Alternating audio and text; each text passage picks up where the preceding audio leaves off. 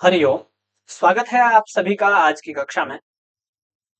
तो जैसा कि आप सभी लोग जानते हैं, हम वर्तमान में मुद्रा राक्षसम इस नाटक का अध्ययन कर रहे हैं। तो इससे पिछली कक्षाओं में पिछले पाठों में हमने देखा कि नाटक के प्रारंभ में नटी और सूत्रधार के चले जाने के बाद आचार्य चाणक्य का मंच में प्रवेश होता है और वह चंद्रगुप्त के विषय में कुछ बातें सुनते हैं। तो उन बातों को सुनने के बाद उनको क्रोध आ जाता है, तो वो क्रुद्ध होकर के बोल रहे हैं। इससे पूर्व वाले हमने दो श्लोकों में देखा था कि उन्होंने कहा था कि नंद कुल का विनाश करने वाली जो मेरी शिखा बंधी हुई है अब, तो कौन उस शिखा को, कौन उस मेरी चोटी को बंधा हुआ देखना नहीं चाहता है। यानी कि क्या इसका अभिप्राय यह है कि मतलब स्वयं ही एक अर्थापत्ति से एक अर्थ निकल जाता है कि यानी कि वह अपना भी विनाश करवाना चाहता है मेरे द्वारा, इसलिए वह मेरी शिखा को बंधा हुआ देखना नहीं चाहता है। ये आपको छठे नंबर का जो श्लोक सामने दिखाई दे रहा है, इसमें अंतिम लाइन यही है कि अद्यापि बध्यमानाम वध्यः को नेच्छति शिखाम में। कौन मेरी शिखा को, कौन वध्य, कौन वध करने योग्य है जो मेरी शिखा को बंधा हुआ नहीं देखना चाहता है। इसी विषय को आगे लेकर के इसी के संबंध में फिर एक श्लोक और है, बहुत ही अच्छा श्लोक है, तो उसको हम देखते हैं। उसमें क्या है देखिए, इसमें हमने अलंकार छंद वगैरह सब देख लिया था, रूपक अलंकार था और आर्या छंद था। अब इसके बाद 10वें नंबर में श्लोक में अपिच कह करके फिर क्या कहते हैं देखिए। एक मिनट में श्लोक को इस प्रकार से लगा दूं ताकि आपको पूरा अच्छे से दिख पाए। ठीक है, चलिए। तो ये 10वें नंबर का श्लोक है। इसमें क्या कह रहे हैं कि उल्लंघयन मम जम समुज्ज्वलतः प्रतापम कोपस्य नंत कुलकानन धूमकेतोः सद्यः परात्म परिमाण विवेक मूढ़ कहशालभेन कहशालभेन विधिना लभताम विनाशम। इसमें वसंत तिल का छंद है। ठीक है, वैसे आप इसको विभिन्न लय में गा भी सकते हैं। ठीक है, उल्लंघयन मम समुज्ज्वलतः प्रतापम कोपस्य नन्दकुलकानन धूमकेतोः सद्यः परात्म परिमाण विवेक मूढ़ः सद्यः परात्म परिमाण विवेक मूढ़ः कहशालभेन विधिना लभताम विनाशम। अब इसमें उसी प्रसंग नहीं बदला है, अभी उसी बात को कहते हुए आचार्य चाणक्य क्या कह रहे हैं, कह रहे हैं कि कहशालभेन विधिना विनाशम लभताम। कह रहे हैं जिस प्रकार से शालभ, शालभ बोलते हैं कीट पतंगों को, जो बिजली के सामने जहां प्रकाश अधिक होता है या आग के आसपास अत्यधिक घुमा करते हैं, उनको शालभ नाम से बोला जाता है। वो एक जाति है, प्राणी है, उड़ने वाले होते हैं। तो इसमें वो क्या कहना चाह रहे हैं, कह रहे हैं कि कौन ऐसा व्यक्ति है जो उस शालभ की तरह, उस कीट पतंग की तरह है, विनाश को चाहता है। कौन अब विनाश, कौन अब नष्ट होने वाला है, किसकी तरह है, उस कीट पतंग की तरह है। जो कीट पतंग अपने और सामने होने वाले भय को नहीं जानता है, मतलब अपनी शक्ति के बारे में भी उसको पता नहीं है कि मेरे पास कितनी शक्ति है, और सामने उसको जला डालने वाली अग्नि प्रज्वलित है, फिर भी उसके चारों ओर वह घूमते हैं, तो इसलिए उसको कुछ पता नहीं है। वह ऐसा कौन व्यक्ति है उसकी तरह, उस कीट पतंग की तरह, जिसको अपने और दूसरे के बारे में कुछ अता पता नहीं होता है, उसकी तरह मर जाना चाहता है। विनाशम लभताम, यहाँ पर विधि अर्थ में लोट लगा हुआ है ये, अभी आगे देखेंगे हम। तो कह, वह कौन है। तो अब ऊपर से इसका अर्थ देखेंगे कि वो क्या कर रहा है, जो कीट पतंग की तरह है, कीड़े की तरह आग में जलकर मर जाना चाहता है, वो कौन है, वो क्या कर रहा है, कह रहे हैं उल्लंघयन् मम समुज्ज्वलतः प्रतापम कोपस्य नंदकुलकानन धूमकेतोः। कह रहे हैं मम प्रतापम उल्लंघयन्, मेरे प्रताप का उल्लंघन करता हुआ, मतलब मेरा कितना प्रताप है, मैं कितना प्रतापी हूं, कितना मेरी बुद्धि का, मेरी नीति का कितना बल है, उसका उल्लंघन कर रहा है मेरे सामने। और वो प्रताप कैसा है, समुज्ज्वलतः, मुझ जलते हुए मेरे प्रताप को, जलते हुए मेरे प्रताप को, लिखा है ना दीप्यमानस्य। और कैसा हूं मैं, नंद कुल कानन धूम केतो हो, नंद कुल के, नंद कुल रूपी, नंद कुल रूपी वन के लिए जो धूम केतु बन चुका है। धूम केतु मतलब, धूम केतु का मतलब होता है कि आग का धुआं, जैसे धुएं का पतंग जैसा बन जाता है, धुएं का झंडा जैसा बन जाता है ना, तो आग का मतलब है।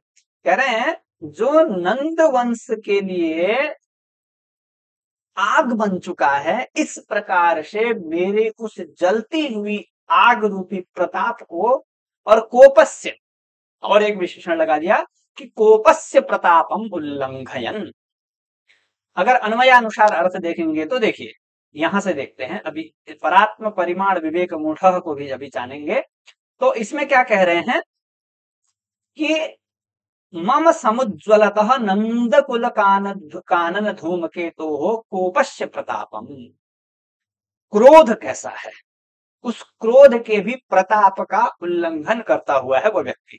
अब कोप के सारे विशेषण हैं। कोप है, कोप कैसा है, जिसने नंद कुल को नष्ट कर दिया है, नंद कुल रूपी वन को, कानन बोला है, नंद कुल रूपी वन को नष्ट कर देने वाले मेरे क्रोध के प्रताप को उल्लंघित करता हुआ। और कैसा है वो, समुज्ज्वलतः, अभी भी जल रहा है, और किसका है, मेरा है।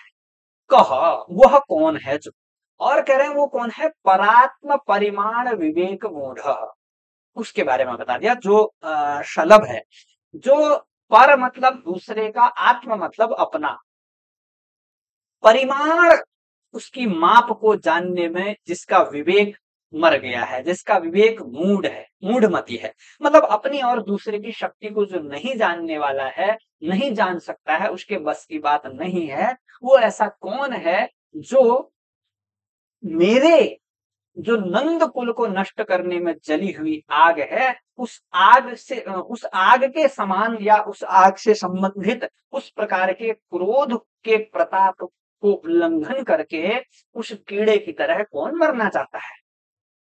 सीधी सी बात में ऐसा कहेंगे। फिर इसके बाद आगे क्या, इसमें देखिए आगे और चीजें क्या है विशेष, वसंत तिल का छंद है, मैंने आपको बता दिया है। और यहाँ पर रूपक अलंकार होना ही चाहिए। इन्होंने, हाँ,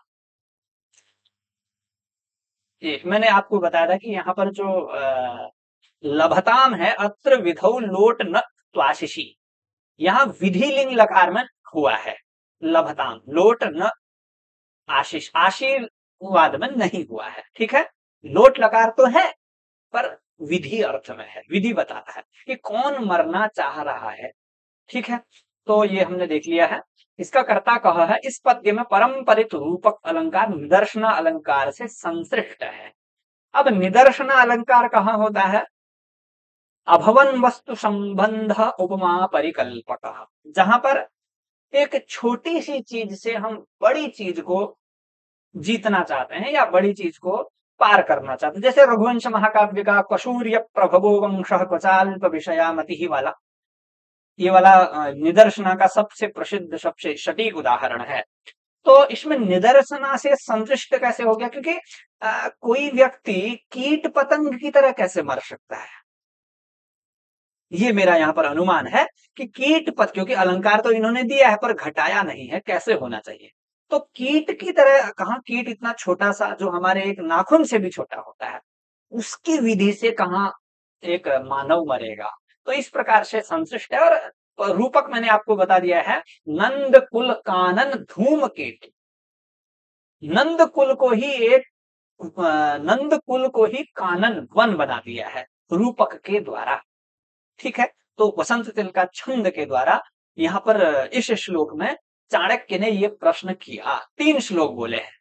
वही बोला कि मेरी शिखा को कौन बांधना बंधी हुई नहीं देखना चाहता है, कौन ऐसा है जो एक कीट पतंग कीड़े की तरह आग में जलकर, मेरी जलती हुई आग में जलकर मर जाना चाहता है। और इसके बाद जो है आचार्य चाणक्य अपने शिष्य को आवाज लगाते हैं, उसको बुला रहे थे। क्या कह रहे? सारंगरवा शारंगरवा। ये सारंगरव नाम का पात्र अभिज्ञान शाकुंतलम नाटक में भी है, ध्यान रखिएगा। परीक्षाओं में ये भी पूछा जा रहा है पात्रों के बारे में कि निम्नलिखित पात्रों में से अभिज्ञान शाकुंतलम के पात्र नहीं है या हैं, ऐसे प्रश्न आ सकते हैं। तो ये ध्यान रखना है, इसमें भी सारंगरव है। कौन है? चाणक्य का शिष्य है। तो वो अपने शिष्य को बुला रहे हैं और कह रहे हैं, शिष्य कह रहा है कि प्रवेश करके उपाध्याय अध्यापयित, कहते हैं कि आचार्य आज्ञा दीजिए, क्या बात है। फिर चाणक्य कहता है, चाणक्य कहता है, वत्स उपवेष्टुम इच्छामि, मैं बैठना चाहता हूं। जबकि आसन सामने लगा हुआ है, फिर भी कह रहे हैं मैं बैठना चाहता हूं। क्योंकि उन्हें थोड़ा एक क्रोध सा आ गया है चंद्रगुप्त मौर्य का नाम सुन करके। फिर शिष्य कहता है कि उपाध्याय ननु इयम सन्निहित वेत्रासना एव द्वार प्रकोष्ठशाला तदस्याम उपवेष्टुम अर्हत्युपाध्याय। कह रहे कि सन्निहित वेत्रासना एव द्वार प्रकोष्ठशाला, कह रहे हैं जहां पर ऐसी द्वार प्रकोष्ठशाला है, मतलब द्वार पर ही है एक प्रकोष्ठ में आसन लगाया हुआ है निश्चित रूप से, सन्निहित वेत्रासना, जहां पर वेत्र का आसन लगा हुआ है, ऐसे प्रकोष्ठ बना हुआ है, उसमें आप बैठ सकते हैं। आसन लगा हुआ है पहले से, फिर भी आचार्य चाणक्य एक हड़बड़ी में है, एक थोड़ा बहुत क्रुद्ध है, तो इसलिए वो आसन को देख करके भी कह रहे हैं कि मैं बैठना चाहता हूं। तो अब इसके बाद चाणक्य अब बता रहे हैं कि जैसे हम बोलते हैं ना, जैसे किसी हम अपने शिष्य से या फिर किसी अपने बच्चे से अगर थोड़ा किसी अन्य विषय पर हमें क्रोध आ जाता है, भले ही उसके हाथ में ही वह चीज है, तो कहेंगे अरे उसको ला क्यों नहीं रहा तू? वो कहेगा अरे ये आपके सामने तो पड़ी है, आप फिर भी करें, अरे वो कहता भूल हो गई है। तो इस प्रकार का, जैसे मान के चलिए हम उदाहरण के लिए, जैसे हम एक बच्चे को कहेंगे, बच्चा मान के चलिए पढ़ने लिखने में अच्छा नहीं है, कम स्कूल जाता है, तो हम उसको बोलते हैं आज तो स्कूल नहीं गया, वो कहेगा अरे आज तो रविवार है, स्कूल कैसे जाऊं? तो अच्छा ठीक, मैं थोड़ा आवेग में था इसलिए मैंने बोल दिया। तो इसी प्रकार का कुछ प्रसंग यहाँ पर मुझे लग रहा है। अब आचार्य चाणक्य अपने बारे में बता रहे हैं कि उन्होंने आसन वहां होते हुए भी क्यों नहीं देखा, क्यों बोला कि आसन लाइए, मैं बैठना चाहता हूं। तो अब उसका कारण सुनिए, क्या कह रहे हैं। एक गद्यांश को थोड़ा छोटा करना पड़ेगा तभी आप देख पाएंगे। ठीक है, हाँ अब दिख रहा होगा, देखिए। चाणक्य बोलता है, कहता है कि वत्स कार्याभिनियोग एव अस्मान व्याकुलयति। करे कार्य का अभिनियोग, कार्य की चिंता, हमें क्या करना चाहिए, ये विषय जो है मेरे को व्याकुलित कर रहा है, इसलिए मैं आपको ऐसा बोल दिया। न पुनः उपाध्याय सहभु शिष्य जने दुःशीलता। कह रहे कि जो उपाध्याय की, आचार्यों की अपने शिष्य के प्रति जो व्यवहार होता है वो नहीं परिवर्तित हुआ है, वो यथावत बना हुआ है। ये नहीं कि आप ऐसा सोचेंगे, अपने शिष्य को कह रहे हैं कि मैंने आपके प्रति अपना आचरण बदल रहा हुआ है, आपके प्रति जो कठोर, क्योंकि शिष्य के प्रति और पुत्र के प्रति कठोर आचरण होना चाहिए। लालनाश्रयणो दोषा ताड़नाश्रयणो गुणा बोला है।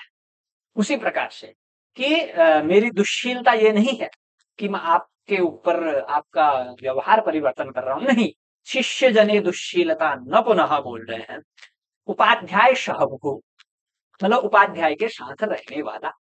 फिर नाट्येन उपविश्य आत्मगतम, अब बैठने का अभिनय करते हुए आसन में बैठ जाते हैं आचार्य जी और मनी मन कहते हैं, क्या कहते हैं, कथम प्रकाशताम गतो यमर्थः पौरेषु, कहते हैं नगर वासियों में ये किसने बात फैला दी है, क्या बात फैला दी है, यथा किल नंद कुल विनाश जनित रोषो राक्षस पितृवधामर्षितेन सकल नंद राज्य परिपणन प्रोत्साहितेन प्रवर्तक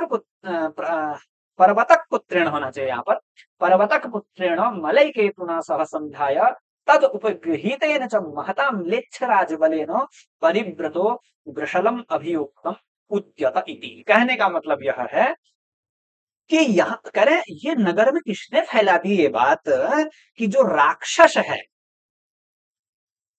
वह प्रवर्तक के पुत्र मलय को केतु को लेकर के चंद्रगुप्त पर हमला करना चाहता है। और क्या लिखा है, नंद कुल विनाश जनित रोषो राक्षस, नंद कुल का विनाश हो गया है इसलिए उसको रोष आया है, क्रोध आया है, ऐसा क्रुद्ध हुआ राक्षस। और जिस व्यक्ति के पिता का विनाश हुआ है, पर्वतक भी मर गया, मलय केतु के पिता, तो इस प्रकार के जिसके पिताजी का वध हुआ है और राक्षस जिस राज्य का प्रधानमंत्री था उस राज्य का विनाश हुआ है, इसीलिए वो दोनों आपस में मिल करके म्लेच्छ राज बने न, म्लेच्छ देश के विभिन्न राजाओं के बल पर चंद्रगुप्त पर हमला करना चाहते हैं। ऐसा किसने नगर में फैला दिया, ऐसा मनी मन वो सोच रहे हैं, क्योंकि उनने पहले ही बोला कार्याभिनियोग एवं अस्मान व्याकुलयति।